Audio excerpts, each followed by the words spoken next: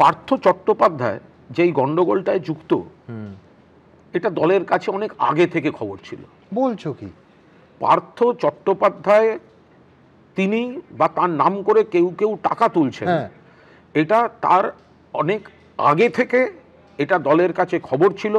এটা 2021-এর ভোটের আগে থেকে খবর ছিল।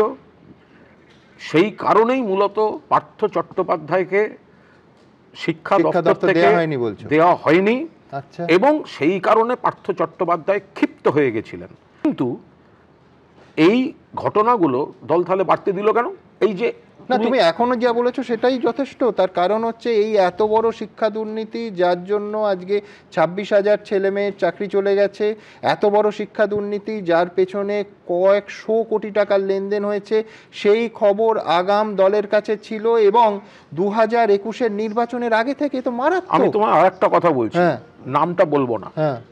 আমি তখন জেলে বসে আছি, প্রেসিডেন্সি জেলে। বেশ, এক অফিসার আর একজন মানে অর্ডারকে নিয়ে এলেন। তো অর্ডারকে নিয়ে এলেন কি না, শিক্ষকের চাকরি হচ্ছে, কুণালবাবু একটা হেল্প করে দিতে হবে। তৃণমূলের এক নামকরা নেতা 7.5 লক্ষ টাকা চেয়েছেন, আমি 5 লাখ জোগাড় করতে পেরেছি আমার আত্মীয়।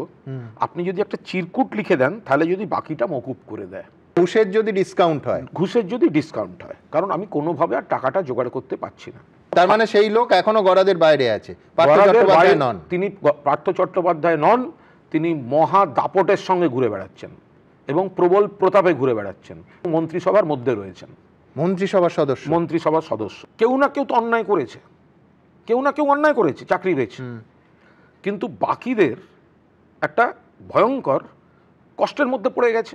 একদম আমার কোথাও মনে হচ্ছে বিরোধীরা জট পাকিয়েছে, অমুক হয়েছে তমুক হয়েছে, সব ঠিক, কিন্তু চুরি ডাকাতি যখন এখান থেকে হয়ে লণ্ডভণ্ডটা হয়েছে, আমাদের কোনো ব্যক্তি, তারা প্রশাসনে থাকুন বা কোনো ডিপার্টমেন্টে থাকুন, এসএসসি হোক বা এসএসসির অভিভাবকরা হোক, তারা যদি একটু সদিচ্ছা দেখিয়ে এই ছেলেমেয়েগুলির সঙ্গে বসতেন, আজ এই প্রবলেম সলভ হয়ে যেত। 13 থেকে 16-র মধ্যে তুমি জেলের মধ্যে বসে তোমার ঘুষের ডিসকাউন্টের অ্যাপিল পাচ্ছ, অর্থাৎ তখন এই বেআইনি পথের সমস্ত রিক্রুটমেন্ট, অর্থাৎ ঘুষ নিয়ে চাকরি দেওয়ার যে ট্রেন্ডটা, সেটা শুরু হয়ে গেছে।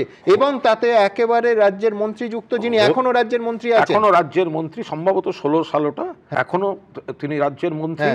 এবং 2021 সালের আগে আমাদের দলের কাছে স্পষ্ট খবর ছিল এই পার্থ চট্টোপাধ্যায় বিপুল টাকা তুলছেন, এবং কোন কোন লোকের মাধ্যমে তুলছেন, কোন জেলায় তুলছেন, এই খবর পর্যন্ত কিন্তু ছিল। কিন্তু এর কোনো প্রশাসনিক বা অন্য কোনো ব্যবস্থা হয়নি।